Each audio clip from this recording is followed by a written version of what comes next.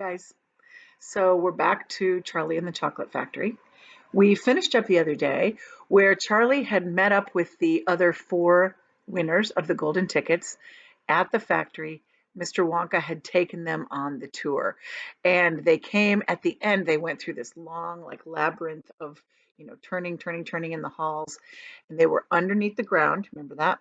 And they came up to the room with a came up to a shiny metal door, and on the door in large letters it said, "The Chocolate Room." So that's where we're going to start. "An important room this!" cried Mr. Wonka, taking a bunch of keys from his pocket and slipping one into the keyhole of the door.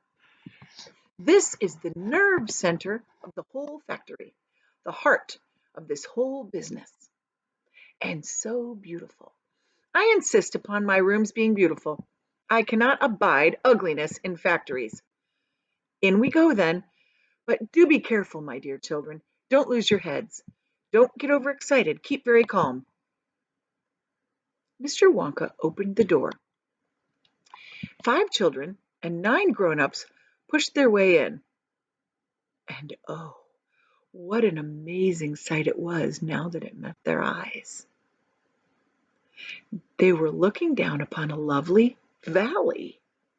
There were green meadows on either side of the valley, and along the bottom of it there flowed a great brown river. You know what that is. What is more, there was a tremendous waterfall halfway along the river, a steep cliff over which the water curled and rolled in a solid sheet, and then went crashing down into boiling, churning whirlpool of froth and spray. Below the waterfall, and this was the most astonishing sight of all, a whole mass of enormous glass pipes were dangling down into the river from somewhere high up in the ceiling. They really were enormous, those glass pipes. There must have been a dozen of them at least, and they were sucking up the brownish, muddy water from the river and carrying it away to goodness knows where. And because they were made of glass, you could see the liquid flowing and bubbling along inside them. And above the noise of the waterfall, you could hear the never-ending suck, suck, sucking sound of the pipes as they did their work. Graceful trees and bushes were growing along the river banks, weeping willows and alders and tall clumps of rhododendrons with their pink and red and mauve blossoms. In the meadow, there were thousands of buttercups, little tiny yellow flowers. "There!" cried Mr. Wonka, dancing up and down and pointing his gold-topped cane at the great brown river. "It's all chocolate. Every drop of that river is hot, melted chocolate of the finest quality, the very finest quality. There's enough chocolate in there to fill every bathtub in the entire country, and all the swimming pools as well. Isn't it terrific? And just look at my pipes. They suck up the chocolate and carry it away to all the other rooms in the factory where it is needed. Thousands of gallons an hour, my dear children. Thousands and thousands of gallons." I have a picture.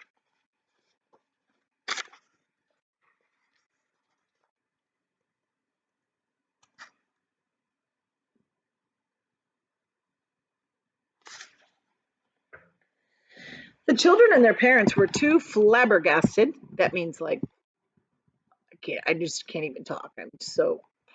They were too flabbergasted to speak. They were staggered. They were dumbfounded. They were bewildered and dazzled. They were completely bowled over by the hugeness of the whole thing. They simply stood and stared. "The waterfall is most important," Mr. Wonka went on. "It mixes the chocolate. It churns it up. It pounds it and beats it. It makes it light and frothy. No other factory in the world mixes its chocolate by a waterfall. But it's the only way to do it properly. The only way. And do you like my trees? He said, pointing with his stick. And my lovely bushes, don't you think they look pretty? I told you I hated ugliness.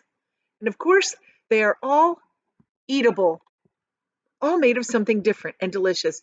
And do you like my meadows? Do you like my grass and my buttercups? The grass you are standing on, my dear little ones, is made of a new kind of soft, minty sugar that I've just invented. I call it swudge. Try a blade, please do. It's delectable. Automatically, everybody bent down and picked one blade of grass. That is, everybody except Augustus Gloop, Peggy, who took a whole handful. And Violet Beauregard, before tasting her blade of grass, took the piece of world record breaking chewing gum out of her mouth and stuck it carefully behind her ear. Isn't it wonderful? Whispered Charlie. Hasn't it got a wonderful taste, Grandpa? I could eat the whole field, said Grandpa Joe, grinning with delight. I could go around on all fours like a cow and eat every blade of grass in this field. Try a buttercup, cried Mr. Wonka. They're even nicer. Suddenly, the air was filled with screams of excitement. The screams came from Veruca Salt. She was pointing frantically to the other side of the river. Look! Look over there! She screamed. What is that? He's moving. He's walking. It's a little person. It's a little man down there below the waterfall. Everybody stopped picking buttercups and stared across the river. She's right, Grandpa, cried Charlie. It is a little man. Can you see him? I see him, Charlie, Grandpa Joe said excitedly. And now everybody started shouting at once. There's two of them! My gosh, so there is! There's more than two! There's 1, 2, 3, 4, 5! What are they doing? Where do they come from? Here's the picture.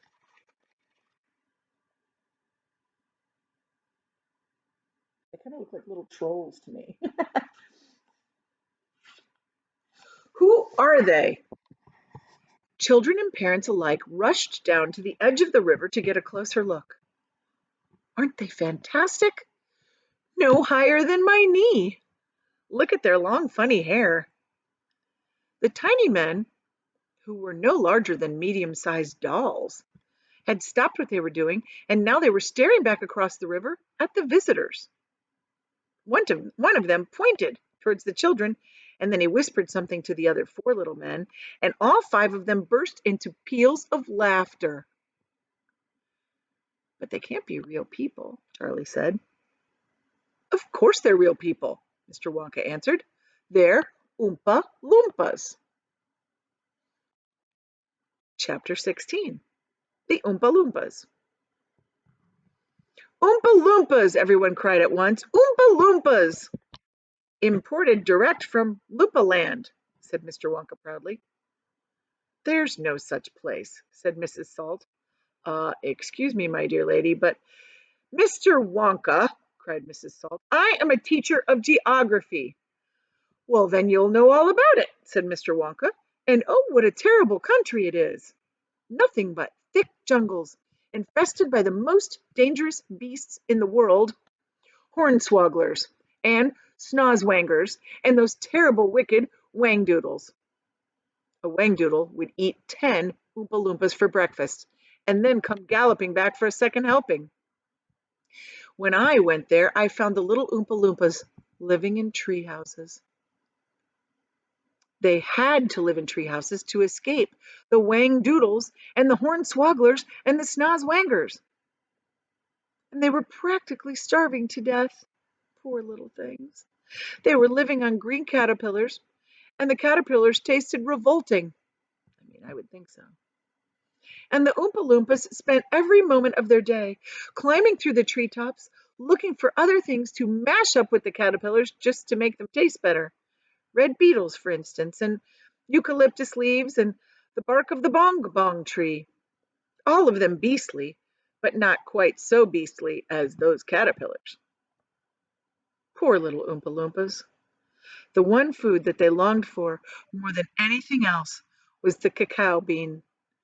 But they couldn't get it, and Oompa Loompa was lucky if he found 3 or 4 cacao beans in 1 year. But oh, how they craved them. They used to dream about cacao beans all night and talk about them all day. You had only to mention the word cacao to an Oompa Loompa and he would start dribbling at the mouth. That's like when you're drooling. It's a different way to say it. The cacao bean, Mr. Wonka continued, which grows on the cacao tree, happens to be the thing from which chocolate is made. You cannot make chocolate without the cacao bean. The cacao bean is chocolate. I myself use billions of cacao beans every week in this factory. And so, my dear children, as soon as I discovered that the Oompa Loompas were crazy for this particular food, I climbed right up to their treehouse village and poked my head in through the door of the treehouse belonging to the leader of the tribe.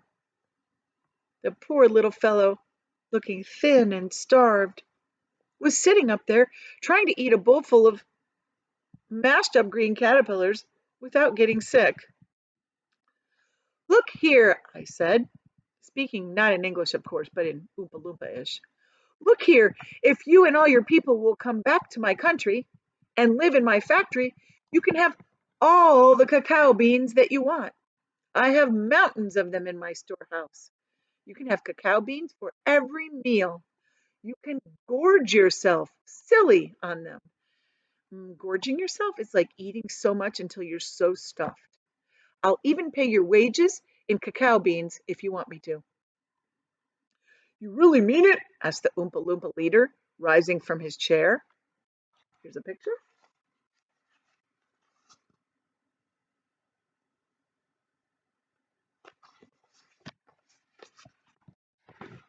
Of course I mean it.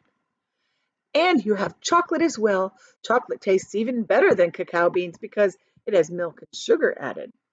I don't know if you have ever tried chocolate that has no sugar added, like maybe a chocolate bar that is used for cooking or baking, or maybe some chocolate powder that's not sweetened, but it's not very good.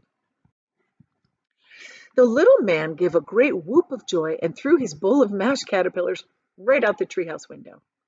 It's a deal, he cried. Come on, let's go. So I shipped them all over here, every man, woman, and child in the Oompa Loompa tribe. It was easy. I smuggled them over in large packing cases with holes poked in them, and they all got here safely. They are wonderful workers. They all speak English now. They love dancing. They love music. They're always making up songs. I expect you will hear a good deal of singing today from time to time. I must warn you, though, they are rather mischievous. They like jokes. They still wear the same kind of clothes that they wore in the jungle. They insist upon that. The men, as you can see for yourself across the river, wear only deer skins. The women wear leaves, and the children wear nothing at all. The women use fresh leaves every day. Daddy! Shouted Veruca Salt, the girl who got everything she wanted. Daddy! I want an Oompa Loompa! I want you to get me an Oompa Loompa! I want an Oompa Loompa right now! I want to take it home with me! Go on, Daddy, get me an Oompa Loompa! Now, my pet, her father said to her. Yuck! We mustn't interrupt Mr. Wonka. But I want an Oompa Loompa! Screamed Veruca. All right, Veruca, all right, but I can't get it for you this second. Please be patient. I'll see that you get one before the day is out. Augustus, shouted Mrs. Gloop. Augustus, sweetheart. I don't think you had better do that. Augustus Gloop, as you might have guessed, had quietly sneaked down to the edge of the river, and he was now kneeling on the river bank, scooping hot, melted chocolate into his mouth as fast as he could. And that's the end of chapter 16.